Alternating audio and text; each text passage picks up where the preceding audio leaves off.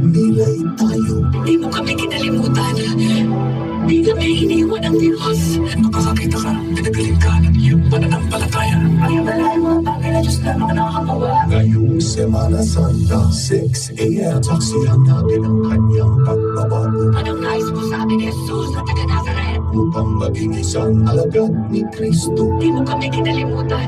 Di kami iniwan ng Diyos. Magdalena on the Thursday, 6 a.m. Saksihan natin Anak, bangon. ang dakilang kwento ng kanyang mga himala. Gusto kong makakita.